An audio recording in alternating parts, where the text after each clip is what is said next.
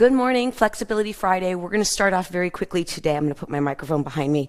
I got asked a lot of questions last night about knee pain, and really what you need to remember is that knee pain may not come just from the knees. It could be being pulled from either tendons or muscles around the area. So we're going to work on quads today. Everybody gets tight quads if you're doing a lot of activity. So I'm going to show you quickly some of the exercises that I do for my quads.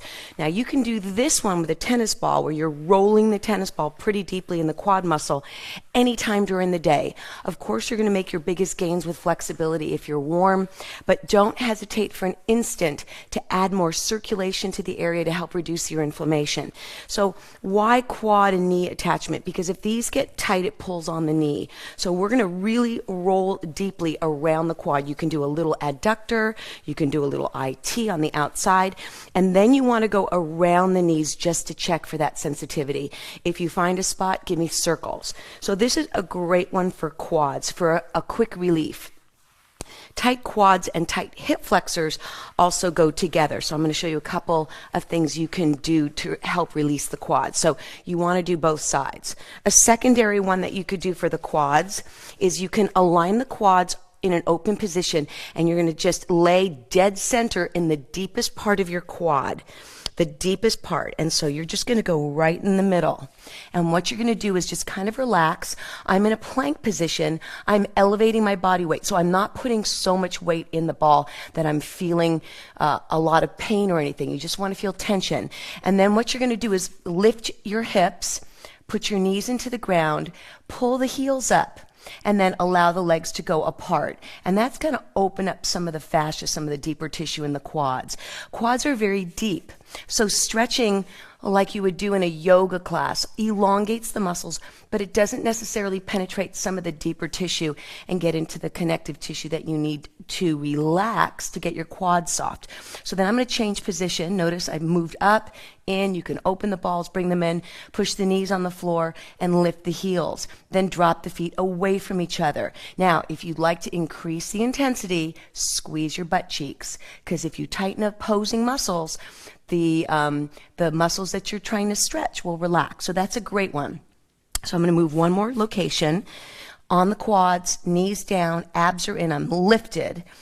Up we go, and then to the side. So if you can do that about 10 or 15 times in different locations, it works wonders to just relax the quads. And then I'm going to go straight just above the knees at the attachment. And I'll show you this with the foam roller as well. And I'm just going to go over the top, just over the top. See, my knees are going out and in, out and in.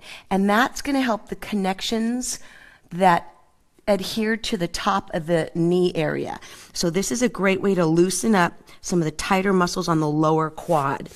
And then let me go ahead and set that aside. One of the things you can do is do that at the hip flexor as well, but you have to go light.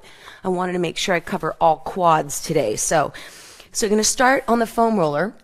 A big mistake, most people, is they go too slowly. It should be a flushing action. So you're trying to move fluids in and out, and I'm starting with my legs parallel. And then I'm going to take one toe behind one knee.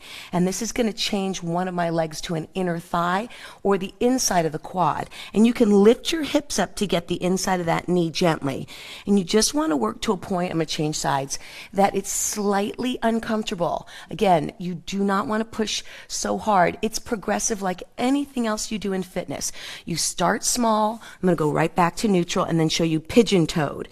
And now you're going to get both outsides. You want to start slowly and progress as your body adapts. And I think that's the biggest mistake right now with myo is people are going deeper, harder. Let's push until that adhesion or that knot releases.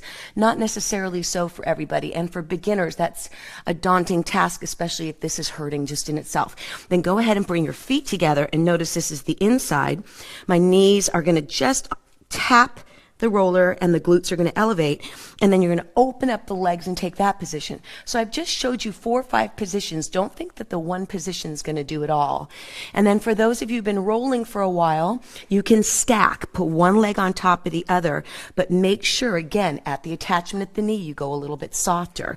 And then I'm going to have you hold just above the knees, You're going to put those toes down. I'm almost done. And you're going to cross over, kind of what we did with the tennis ball. But this is going to release.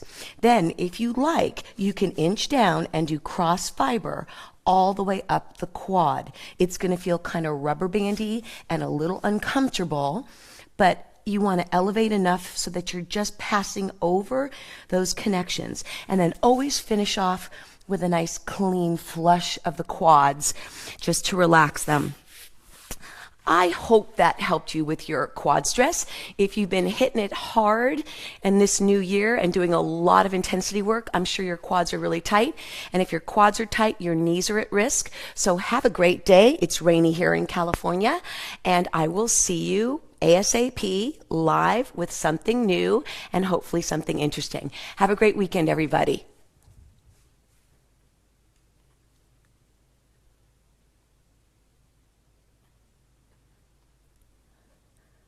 Can't turn you off.